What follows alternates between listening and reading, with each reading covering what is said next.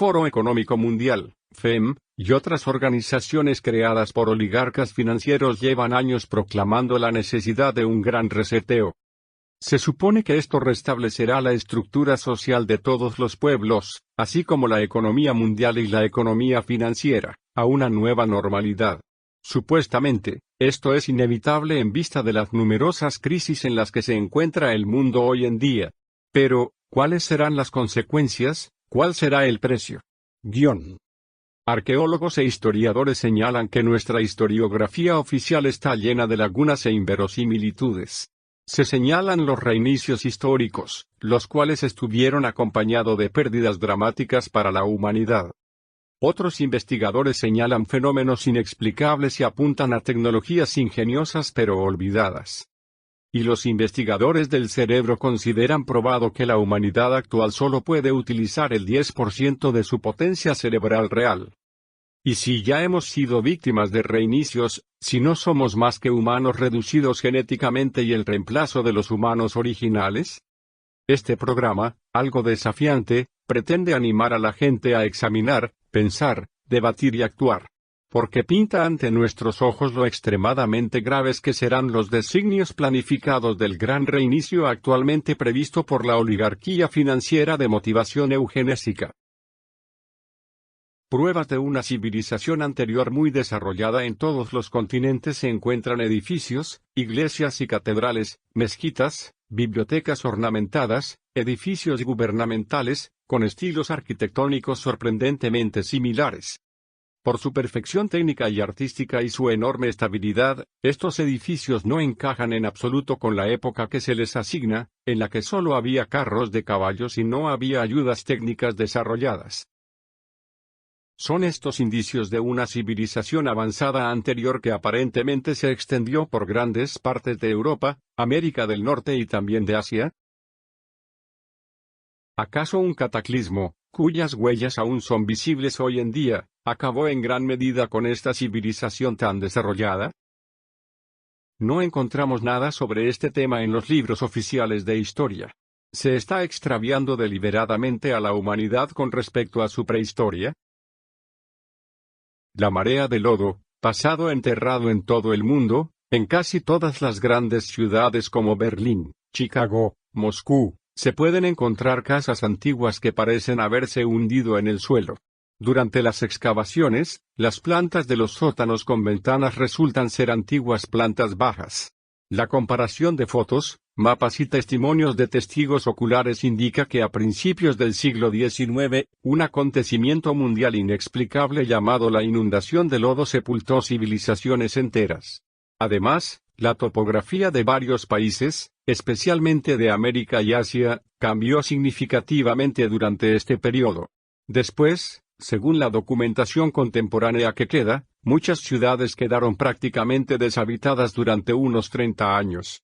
Sorprendentemente, la era industrial comenzó después de eso.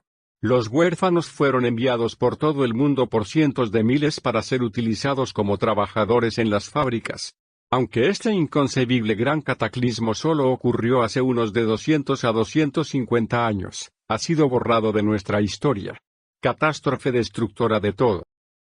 Borrado de la conciencia, gran imperio de Tartaria en el siglo XVIII, Tartaria era el mayor imperio del mundo, con una superficie de 3.050.000 millas cuadradas. Se extendía por amplias zonas de la actual Rusia, Asia, Europa y América del Norte y poseía una cultura muy avanzada y antigua. En la Enciclopedia Británica de 1771, el Gran Imperio todavía se describe con detalle y se muestra en el mapa. En la siguiente edición, Tartaria ya había sido eliminada por completo de la enciclopedia. Tampoco se menciona la catástrofe de las inundaciones de lodo que devastaron el imperio hace unos 300 años. ¿Cómo ha podido ocurrir esto? Las casas gobernantes europeas ejecutaron un gran reajuste. Conquistaron sangrientamente todos los países del mundo y destruyeron por completo las culturas antiguas. Así es como crearon su nuevo orden mundial. También falsificaron el registro histórico para encubrir estos crímenes.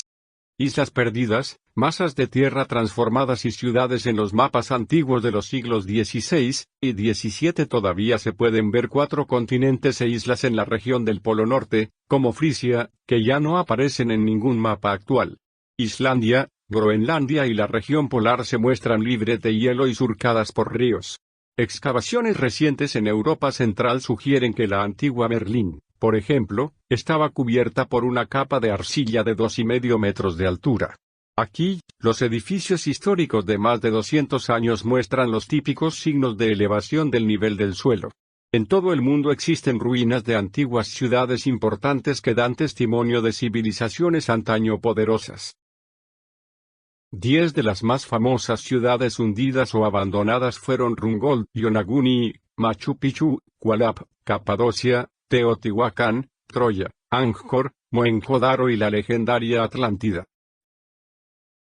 Todos estos lugares llevan las marcas claras de una seria transformación y plantean la pregunta, ¿fue la despoblación causada por una gran calamidad, y por qué sabemos tan poco de ello?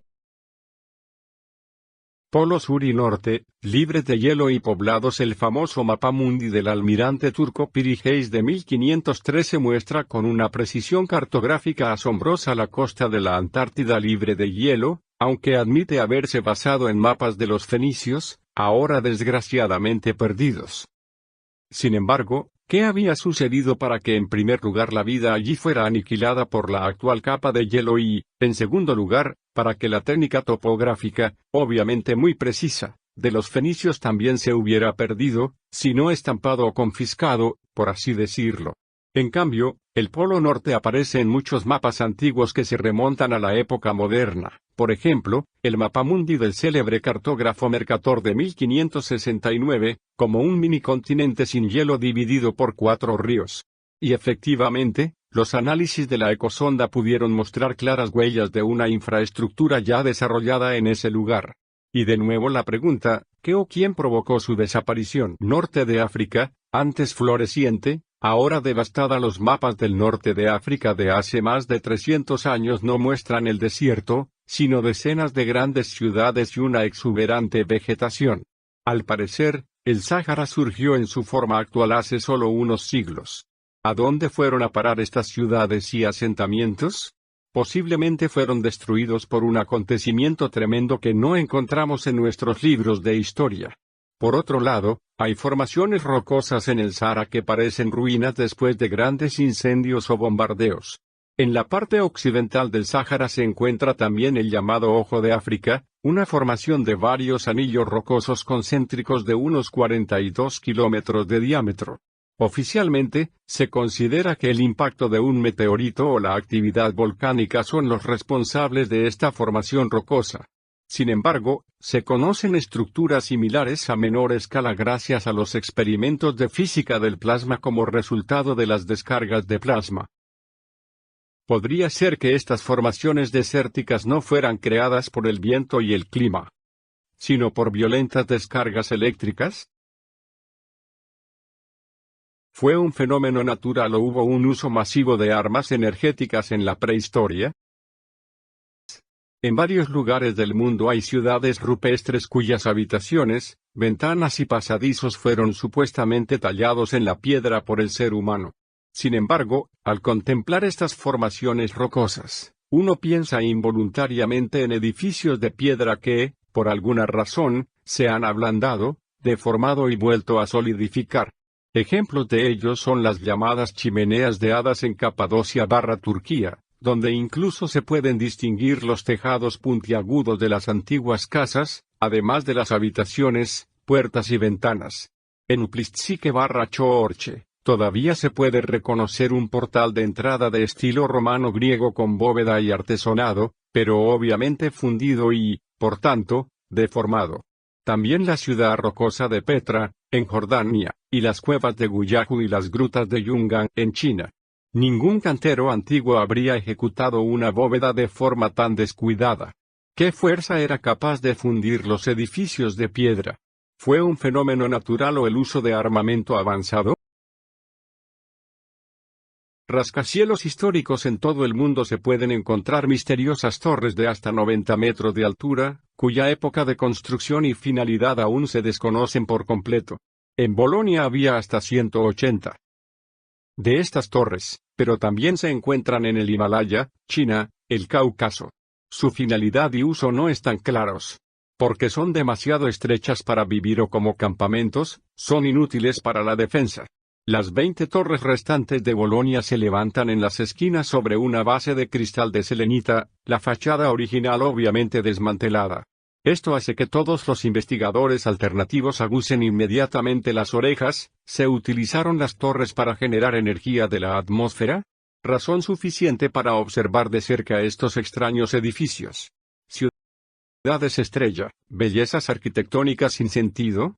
Las fotografías aéreas de todo el mundo muestran ciudades históricas, perfectamente formadas y construidas en forma de estrella. Según los mapas históricos, casi todas las ciudades alemanas eran originalmente ciudades estrella. Algunos de los antiguos centros urbanos siguen siéndolo hoy en día. Lo mismo se puede encontrar en todo el mundo, por ejemplo en Milán, Italia, Estrasburgo, Francia, y muchos más. Curiosamente, estas ciudades están en red, es decir, están alineadas entre sí. El grado de precisión hace que uno se levante y se fije, porque es imposible que las ciudades se hayan construido con las herramientas que nos han llegado.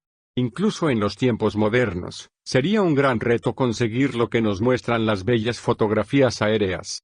Pero, ¿cómo y por quién? ¿Por qué una forma de estrella? Una ciudad redonda habría utilizado mucho menos material. ¿Cuál era la función de las ciudades estrella? A más tardar con la invención de la pólvora, las fortalezas en forma de estrella no tienen sentido. Obviamente, se nos está privando de una parte importante de nuestra historia y educación. Conclusión: la idea de que, históricamente hablando, la humanidad no se encuentra en un desarrollo ascendente y superior constante, como se pinta engañosamente ante nuestros ojos por todos lados, sino en una espiral descendente repetitiva, puede ser muy desalentadora a primera vista. Sin embargo, en vista del anunciado gran reinicio, también puede motivarnos fuertemente no solo a desafiarlo con decisión, sino a darle la vuelta a la tortilla juntos. Recordemos nuestras predisposiciones, estamos hechos para cambiar todo a mejor. Por ejemplo, que la humanidad encuentre globalmente el camino de vuelta a su espiral ascendente originalmente prevista, y los devastadores tengan que caer en su propio pozo. Si no es ahora, ¿cuándo?